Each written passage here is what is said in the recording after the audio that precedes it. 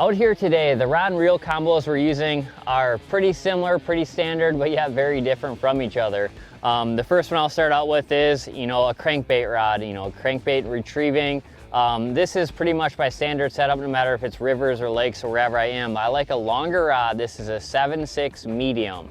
It's more of a moderate, it's not extra fast, it's a medium fast, but in this particular line here, it's a more spongy medium. And with that length, it gives me casting distance, to be efficient with crankbaits, and at the same time, that length gives me a lot of dampening when it comes to hook sets, fighting fish in this current.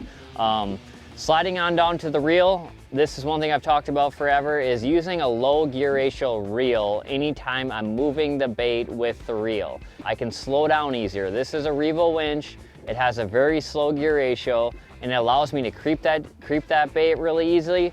At the same time, I can speed it up and just have more control of that speed versus a high gear ratio reel. And at the end of the day, it's a lot easier on the reel having a low gear ratio when you're using a deep diving crankbait. As for the line, this is a 10-pound fire line. I do run a 15-pound fluorocarbon leader here just for abrasion resistance. I'm grinding this thing in the rock. It just holds up better than braid does in the rocks. Moving on down to the lipless bait.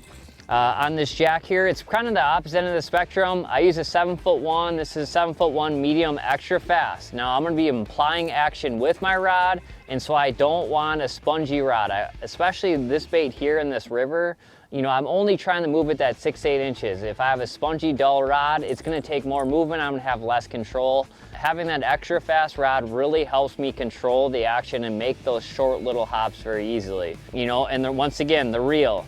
The reel is a high gear ratio Revo rocket. Because I'm moving the bait with the rod, I'm just using the reel to pick up the slack. The faster the gear ratio there, the less work I gotta do, the more efficient I am. Sliding down the line, same thing, 10-pound fire line. I do once again add the 15-pound fluorocarbon leader here just for abrasion resistance because it's going into the rocks all day long. So pretty standard between a jig setup and also a crankbait casting setup, but two totally different rods of choice when it comes to here on the river.